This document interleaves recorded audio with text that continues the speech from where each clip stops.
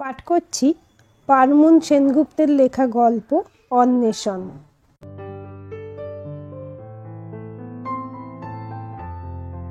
বাড়ির লোকের সম্মতি না থাকায় অভিক শালমলীর রেজিস্ট্রি অফিসে গিয়ে কিছু বন্ধু বান্ধবকে সাক্ষী রেখে বিয়েটা করে নেয়।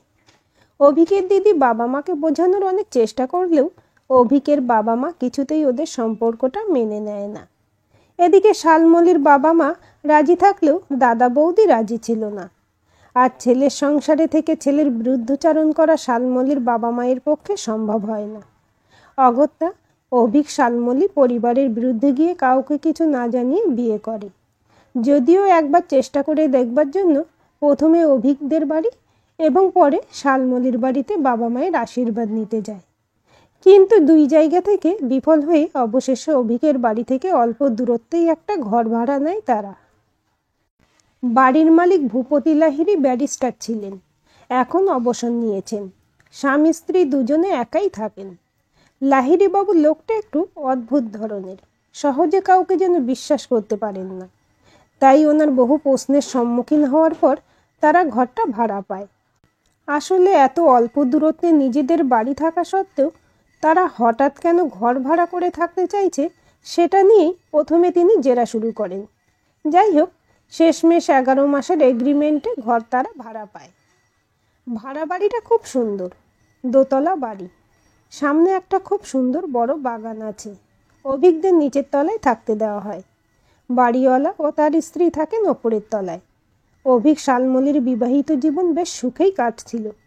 অভিক অফিসে চলে যাওয়ার পর একদিন শালমলী বাপের বাড়ির কাছে একটা মন্দিরে গিয়ে ওর মায়ের সাথে দেখা করে আসতো। মা চোখের জল ফেললে শালমলী বলতো, কেঁদো না মা, আমি খুব ভালো আছি, শুধু বাবা আর দাদার জন্য খুব মন কেমন করে। শালমলী কথায় কথায় তার মাকে এও বলে, জানো মা, ভাড়া বাড়িটা বেশ ভালো, অনেকখানি জায়গা, ওই বাড়ির মালিকের স্ত্রীও খুব ভালো, কিন্তু কেন জানি না বাড়ির মালিক ভূপতি লাহিড়ী মানুষটাকে আমার ঠিক সুবিধার মনে হয় না। এ কথা শুনে শালমলীর মা বাড়ি পরিবর্তন করার পরামর্শ দেন। শালমলী ভাবে অভিক তো ওর বাড়ির লোকের কাছাকাছি থাকতে চেয়ে এই বাড়িটা ভাড়া নিয়েছিল। এখান থেকে অফিসটাও কাছে, কাজেই যাতায়াতে কোনো খরচ হয় না। তাছাড়া এক্ষুনি এই এলাকায় ঘর পাওয়া কি সম্ভব? তার চেয়ে বরং আর কটা দিন দেখে অভিককে ওর আশঙ্কার কথা জানাবে। অভিকের একার উপর চাপ পড়ে যাচ্ছে ভেবে শালমলীও চাকরির চেষ্টা করে, কিন্তু কলকাতা শহরে চাকরি পাওয়া খুব একটা সহজ নয়। তাই অনেক চেষ্টা করেও আশানুরূপ ফল হয় না।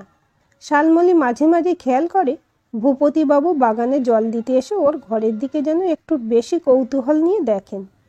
আবার মাঝে মাঝে বেশ খোঁটা দিয়ে বলেন, প্রেম করে বিয়ে করে এখন পস্তাচ্ছ তো, এই জন্য গুরুজনদের কথা শুনতে হয়। শালমলীর লোকটাকে বিশেষ পছন্দ নয়, তার উপর বাবার বয়সী একজনকে কিছু বলার প্রবৃত্তিও হয় না। একদিন আবার দেখে বাটিতে করে ভূপতিবাবু কিছু খাবার নিয়ে আসেন। শালমলী নিতে আপত্তি জানালে বলেন, আমার স্ত্রী পাঠিয়েছে, হয়তো ভেবেছে তোমার বর তো তেমন ভালো চাকরি করে না, তাই মাছ মাংস খাওয়াতে পারে কি না। শালমলীর প্রচণ্ড মানে লাগলেও কিছু বলতে পারে না, কারণ ওপরের বারান্দা থেকে ভূপতিবাবুর স্ত্রী তৎক্ষণাৎ ভীষণ আন্তরিকতার সাথে বলেন, খেয়েও কিন্তু, আমি বানিয়েছি, ওর কথাই কিছু মনে করো না। সঙ্গে সঙ্গে ভূপতিবাবু রাগ দেখিয়ে যত্ত সব বলে এক প্রকার জোর করেই বাটিটা ওর হাতে ধরিয়ে হনহন করে ওপরে চলে যায়। মাঝে আরও কিছুদিন কেটে যায়। ভূপতিবাবুর আচরণে কোনো পরিবর্তন না দেখে শালমলী এক প্রকার বিরক্ত হয়ে অভিককে সব কথা জানিয়ে অন্য জায়গায় ঘর দেখতে বলে। অভিক ও শালমলীর সন্দেহকে গুরুত্ব দিয়েই ভূপতিবাবুর কাছে ঘর ছাড়ার আর্জি নিয়ে উপস্থিত হয়। ভূপতিবাবু এতেও যেন বেশ বিরক্ত হন। অদ্ভুত প্রকৃতির মানুষ হয়, বেশ রেগে রেগেই বলেন, অসুবিধাটা কোথায় হচ্ছে শুনি? মন্দার বাজারে একা চাকরিতে ভাড়া গুনতে অসুবিধা হচ্ছে বুঝি? অভিক না বলায় তিনি আবার বলেন, কিন্তু এগ্রিমেন্টে পরিষ্কার লেখা ছিল যে ঘর ছাড়ার 2 মাস আগে জানাতে হবে, না হলে 2 মাসের ভাড়া সেলামির টাকা থেকে কেটে নেওয়া হবে। অভিক ভাবে, নতুন ঘর নিলে সেখানেও তো আগেই সেলামি দিতে হবে, কাজেই সেলামির টাকা থেকে 2 মাসের ভাড়া বাদ গেলে খুবই অসুবিধা হবে। তাই সে ভূপতিবাবুকে বলে, বেশ, তবে 2 মাস পরেই আমরা ঘর ছেড়ে দেব। পরের দিন অভিক অফিস থেকে ফিরতেই শালমলী বলে, জানো, আজ বাড়িওয়ালার স্ত্রী এসেছিলেন, জানতে চাইছিলেন কেন আমরা এখান থেকে চলে যেতে চাইছি, কোনো অসুবিধা হচ্ছে কি না। আমার অস্বস্তির কথা তো আর ওনাকে বলতে পারি না, তাই চুপ করেই ছিলাম। তবে কাকুর ব্যবহারে যে আমরা অসন্তুষ্ট এ কথা উনি নিজেই বুঝেছেন, সেই জন্য নিজে থেকেই বলছিলেন। তোমাদের কাকুর কথায় কি তোমাদের খারাপ লেগেছে? ও যে তোমাদের সাথে ওরকম করে কথা বলে সেটা আমারও একদম পছন্দ নয়, কিন্তু আমি বারণ করলেও ও শোনে না। তবে বিশ্বাস করো, ওর মনটা কিন্তু খারাপ নয়। তোমার জন্য যে খাবারগুলো পাঠাই সেগুলো ওই বাজার থেকে ফিরে তোমাকে রান্না করে দিতে বলে। শালমলী মনে মনে ভাবে, সে তো উনি আমাকে দেখতে আসার জন্য ছুতো খোঁজেন, তা আমি বেশ ভালোই বুঝি। ভূপতিবাবুর স্ত্রী আরও বলেন, জানো তো, ও আগে এরকম ছিল না, একটা ঘটনার পর এরকম খিটখিটে হয়ে গেছে। আমি সবে ঘটনাটার কথা জানতে চাইব, ঠিক সেই সময় ভূপতিবাবু ওপর থেকে রঞ্জনা রঞ্জনা করে চিৎকার করতেই কাকিমা ছুটে ওপরে চলে যান। শালমলী অভিককে বলে, জানো, কাকিমা কি ঘটনার কথা বলতে চাইছিলেন আমি কিছুই বুঝলাম না, তবে বিষয়টা খুব জানতে ইচ্ছে করছিল। অভিক বলে, ছাড়ো তো, আমরা তো আর কিছুদিনের মধ্যেই এখান থেকে চলে যাব, তাই ওনাদের জীবনের কোনো ঘটনা জেনে কোনো লাভ নেই। শুয়ে পড়ো, অনেক রাত হয়েছে। অভিক যাই বলুক, শালমলীর মনের মধ্যে কৌতূহলটা ঘোরাফেরা করতেই থাকে। শালমলী লক্ষ্য করে এরপর ভূপতিবাবু আগের মতো আরও অপমানজনক কথাবার্তা বিশেষ বলেন না। রঞ্জনা দেবীর পাঠানো খাবার দিতে এলেও শুধু তোমার কাকিমা দিয়েছেন বলে চলে যান। শালমলী ভাবে, হয়তো ভাড়াটে চলে যাবে শুনে একটু সংযত হয়ে গেছেন। দিন 2 পরে অভিক গায়ে ধুম জ্বর নিয়ে বাড়ি ফেরে। জ্বরের ঘোরে সারা রাত ভুল বকতে থাকে। শালমলী অভিকের এই অবস্থা দেখে একটু ঘাবড়ে গিয়ে ভোরের দিকে ওপরের কাকিমার কাছে ছোটে। অভিকের জ্বরের খবরটা শুনেই ভূপতিবাবু এবং ওনার স্ত্রী এসে ডাক্তারকে কল করে। ডাক্তার দেখে ওষুধ লিখে দিয়ে গেলেও ভূপতিবাবু নিজেই সমস্ত ওষুধ এনে দেন এবং তার জন্য পয়সা দিতে চাইলে বলেন, অভিক সুস্থ হলে ওসব হিসেব করা যাবে। শালমলী দিনরাত জেগে অভিকের সেবা করে অভিককে অনেকটা সুস্থ করে তোলে। শালমলীর ফোন পেয়ে ওর বাবা মা জামাইকে দেখতে আসলে তাদের দেখে ভূপতিবাবুর বিরক্তি শালমলীর চোখে এড়াতে পারে না। অভিকের দিদি ভাইয়ের অসুস্থতার খবর পেয়ে দেখতে এলেও বাবা মা আসেন না। অভিকের দিদি অভিককে দেখে ফেরার সময় ভূপতিবাবুর মুখোমুখি হয়।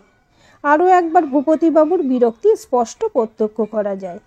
অভিকের দিদিকে দেখা মাত্রই তিনি আবারও বলেন, এতদিন তো একজনকেও দেখতে পাওয়া যায়নি, আর এখন যেন দলে দলে লোক আসা শুরু হয়েছে।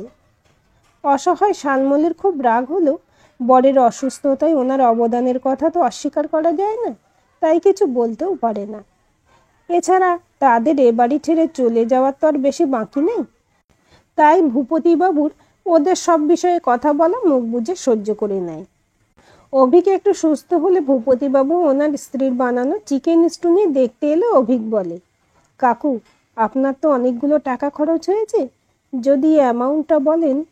ভূপতিবাবু প্রচণ্ড গম্ভীর হয়ে বলেন, শোনো হে, তোমার ওই অল্প মাইনের চাকরির পয়সার গরম আমায় দেখিও না। আমি কলকাতা শহরের একজন নামকরা ব্যারিস্টার ছিলাম, ও কটা টাকা আমার হাতের নস্যি। তবে ভেবো না আমি তোমাদের কোনো দয়া করব। তোমার চিকিৎসা বাবদ যা কিছু খরচ হয়েছে সব আমার ডায়েরিতে লেখা আছে, সময় মতো স্যালামির টাকা থেকে সব কেটে নেব। আর শোনো, আমার এখনও যা সম্পত্তি আছে চাইলে 3 পুরুষ বসে খেতে পারবে। এতগুলো কথা শুনিয়ে ভূপতিবাবু গটগট করে ওপরে চলে যান। শালমলী সঙ্গে সঙ্গে বলে, ভারী অদ্ভুত মানুষ তো, কিসের এত পয়সার অহংকার বুঝি না বাপু। 3 পুরুষ তো দূরে থাক, গত 2 বছরে একটি প্রাণীকেও তো দেখলাম না। অভিক বলে, ছাড়ো ছাড়ো। অভিক এখন প্রায় সুস্থ। হঠাৎ এক রবিবারে অভিকের দিদি মা বাবাকে সঙ্গে নিয়ে অভিককে দেখতে আসে। ওনাদের আচরণে স্পষ্ট বোঝা যায় তারা কেবলমাত্র ছেলের অসুস্থতার কারণেই এ বাড়িতে পা রেখেছেন। শালমলী প্রণাম করতে গেলে থাক থাক, অনেক হয়েছে বলে মুখ ঘুরিয়ে নেন। অভিকের বাবা মা আর দিদি বেরোনোর সময় ভূপতিবাবু বাগানে ঘুরছিলেন। সেদিন আর ভূপতিবাবু মুখে কিছু বলেন না, কিন্তু হাবে ভাবে বিরক্তির ছাপ স্পষ্ট লক্ষ্য করা যায়। অভিক অনেক চেষ্টা করেও ওই এলাকায় ঘর পায় না, তাই বেশ কিছুটা দূরে একটা ঘর ঠিক করে আসে। শালমলীকে ভাড়া বাড়ি দেখাতে নিয়ে গেলে শালমলী বলে, ভূপতিবাবুদের মতো অত সুন্দর বাড়ি না হোক, এই বাড়িতে অন্তত মানসিক শান্তি থাকবে, আর সবচেয়ে বড় কথা, ভয়ে ভয়ে কাটাতে হবে না। অভিক শালমলীর যাওয়ার দিন যত এগিয়ে আসতে থাকে, ভূপতিবাবুর ব্যবহারে বিরক্তির প্রকাশও যেন তত কমতে থাকে। শালমলী ভাবে, বেশ জব্দ হয়েছে। এত পয়সার অহংকার, অথচ ভাড়াটে হাতছাড়া হয়ে যাচ্ছে বলে একেবারে ভেঙে পড়েছেন। যাওয়ার দিন সকালে অভিক শালমলী জিনিসপত্র গাড়িতে তুলে ভাড়া বাড়ির উদ্দেশ্যে রওনা করিয়ে দিয়ে উপরে যায় ভূপতিবাবুকে ঘরের চাবি ফেরত দিতে আর সেলামির টাকা বুঝে নিতে। ওপরে গিয়ে রঞ্জনা দেবীকে প্রণাম করতে গিয়ে দেখে ওনার চোখ ছলছল করছে। এ কদিনে এই মানুষটার যে ওদের প্রতি একটা ভালোবাসা তৈরি হয়ে গেছে, সেটা ওরা দুজনেই বুঝত।